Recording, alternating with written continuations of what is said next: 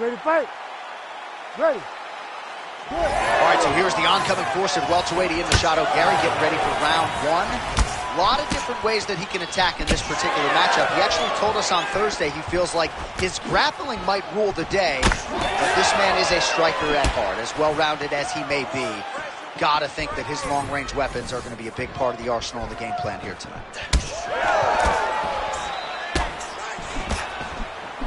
Big shot to the head. And now leather being thrown on both sides. That strike blocked by Ian Machado Gary. Beautiful body kick. He landed it perfectly. Perfect placement. Perfect position. What a huge blow in a big moment in this fight. Oh, big right hook there. Oh, another one. And back to his feet. Oh, that's a big right hand that got through. Oh, he lands a hook. Well, if you are a young striker, you could do a lot worse than watching this guy work on the feet, perhaps trying to set up a will do it.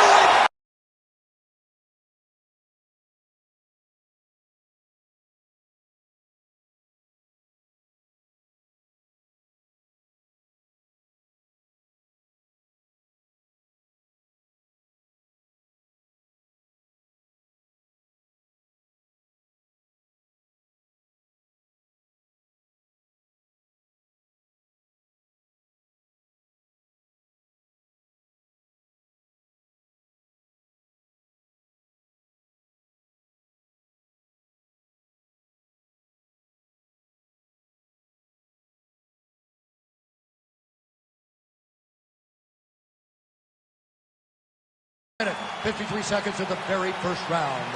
Declaring the winner by knockout, the future, Ian Machado Gary! Oh, well, there he is after a huge knockout win tonight. You going to the after party or what? I mean, I'm heading over there right now, John. I'm asking the producers, how soon can I get up? Because it's going to be a party over there. Not only because of the knockout, but that extra bonus check he's going to be carrying to the club tonight.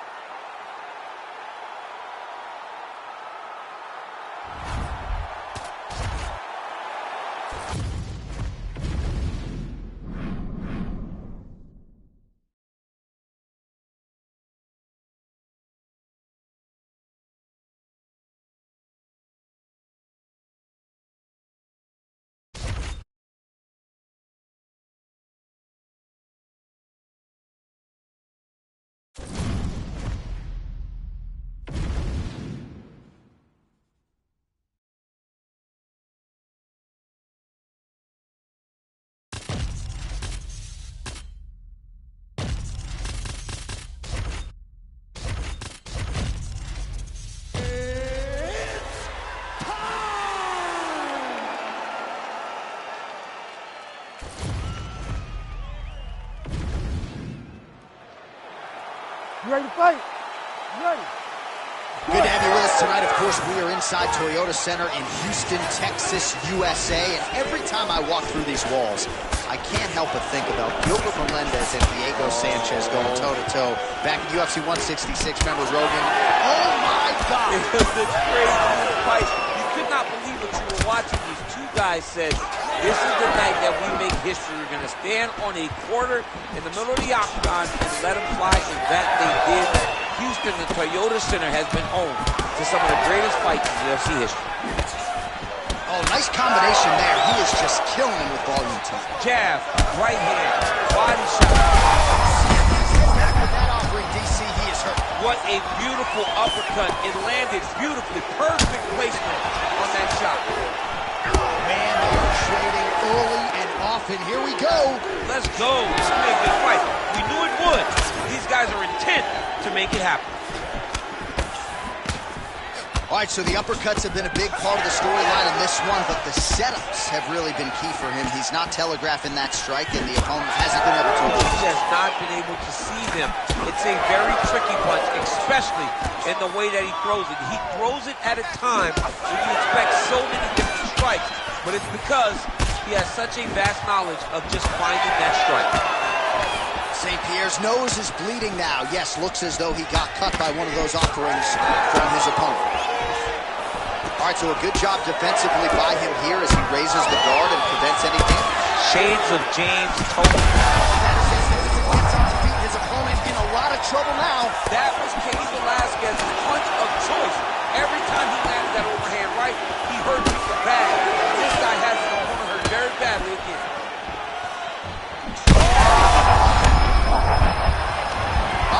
Double leg shot. Oh, you can feel the reverberations here at the broadcast booth as he slams him down there with conviction. You should see that. The moment those two big boys hit the mat, John's papers went flying. It was amazing. Where's that working man camera? Yeah, we need that working man right now. This table is a mess. Oh. Well, that swelling, folks, is not from sodium. That is from a serious ground and pound attack from his opponent. Postures up now and lands a vicious head strike. Holy smokes! Unbelievable. Well, make no mistake about it, he is getting 2 paychecks tonight as he gets the big TKO victory. Wow. That's unbelievable. It was crazy to watch his finishing instincts on display as he got that massive victory. It was amazing, John. It was amazing.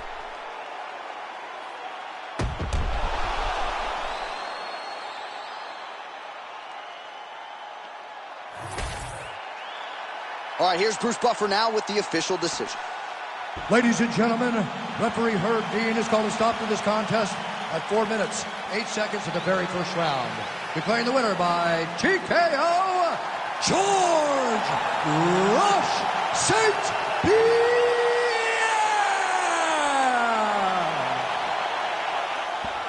All right, well, this is a man of humility, but George St. Pierre all but guaranteed a win by TKO tonight, and that is exactly the way it goes into the books. Well, he's the better fighter, and he let himself take some risks tonight. And in taking those risks, it showed how good George St. Pierre is. He has all the skills in the world, and when he fights in this fashion, he can finish just about anyone.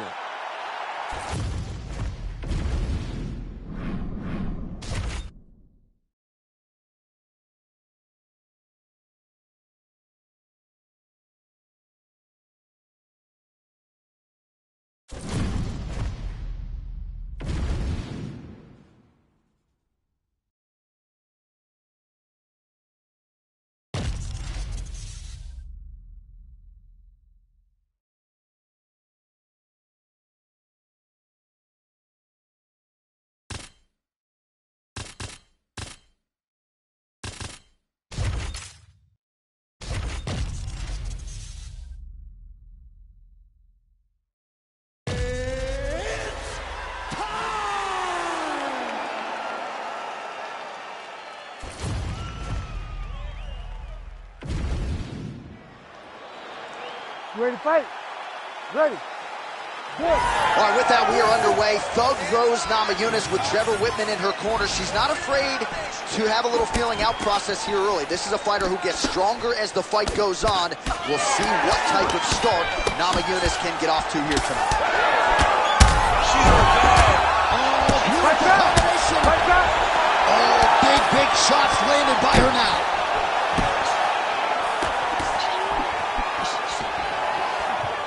Fast pace here in the early going. Big shots being landed on both sides here. Back there, this could be the end. Rose Namajunas finishes the job.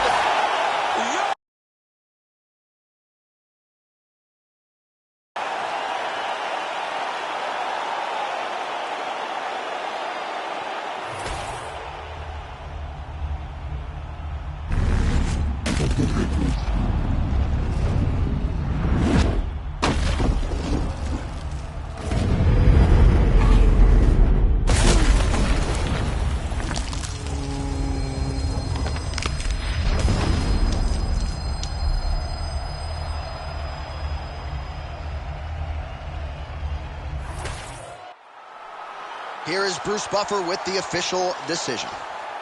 Ladies and gentlemen, referee Herb Dean has called a stop to this contest at 1 minute, 3 seconds of the very first round. Declaring the winner by knockout, Thug Rose Namajunas!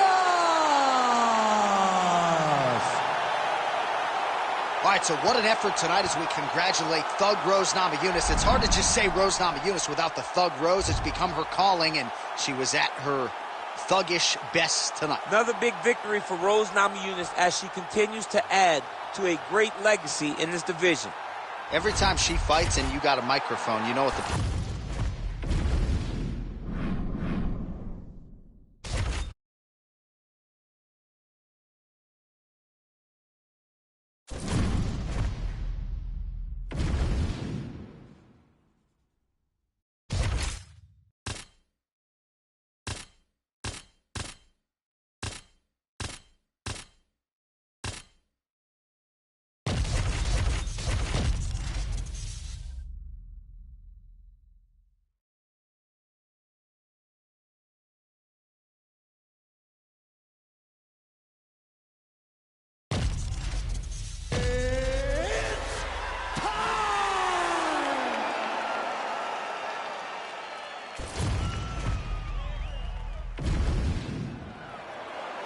You ready to fight? Ready. Many of you remember exactly where you were when these two athletes, Zhang Weili and Joanna Jędrzejczyk, met for the first time at UFC 248, March 2020. They turned in arguably the greatest fight in UFC women's history. They met again in Singapore, and it was far more one-sided a few years later. And she did not miss there. This could be the end, DC. I mean, she hurt her back with that big head kick. I don't know how she's standing. Man, she's trying to pound her head through the canvas. That strike opened up a cut. Oh, that gilly is tight. Oh, great submission defense as she gets out.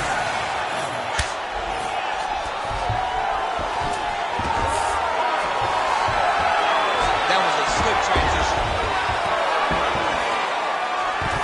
Man, she is just nonstop on the ground, moving in all the right directions. Another nice transition by her there. She's moving a lot, but every movement has purpose. Half guard position for her here, and if you're the bottom fighter, this is truly a case of pick your poison. Yeah, you got to pick your poison. And if you're on the bottom, you got to be trying to find a way to escape that bottom leg. You cannot allow your opponent, you cannot allow her to sit on your leg and just throw big damaging strikes. You've got to make sure you're on an elbow control, underhook, and getting back to your feet. Oh, how good is her submission defense there? Oh, and how about that? They make their way back to the feet. Crowd going crazy. I'm not sure her opponent knows where she is. She's in the octagon. She can't possibly know where she is right now. After taking such a massive head kick. Some real power shots here.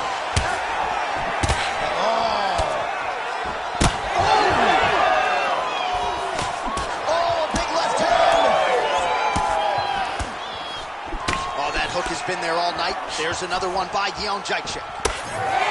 Man, she's hurt her opponent several times in this round. We acknowledge the durability on the other side, but how about just getting aggressive and finishing this fight? You know, she doesn't take any chances inside the octagon. Right now is a time where she should take chances. She should be going forward, putting a lot of activity out there, trying to end her opponent's night. Oh, and with conviction, she moves right into half guard. Without much effort, she was able to pass from her full guard right into half guard. Well, as usual, suffocating work from the top here by Zhang Weili. You need to cut down. Jędrzejczyk's cut now above the eye, courtesy of that strike. We will keep an eye on it as the fight continues. Oh, nice. 30 seconds to go. Crowd goes crazy as she reverses the position. And she gets back up again. Nice job to post the hand and get upright.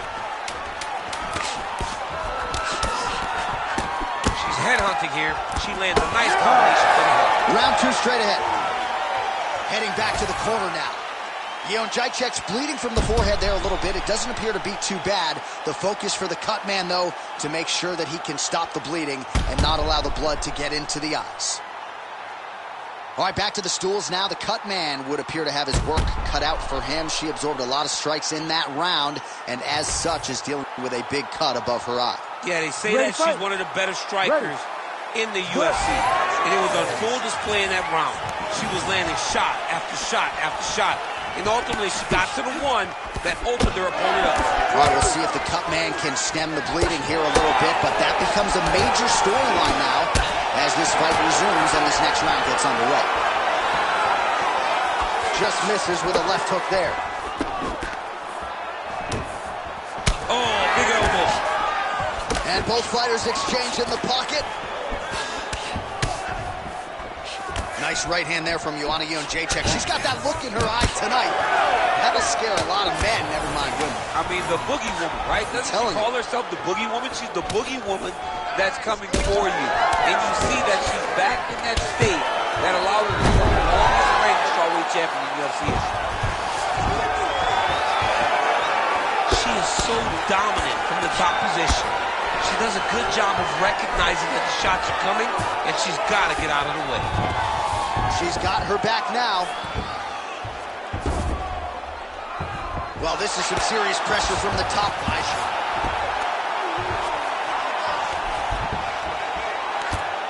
Posture's up now. Oh, and delivers. Huge punch to the head there. Another ground and pound strike lands.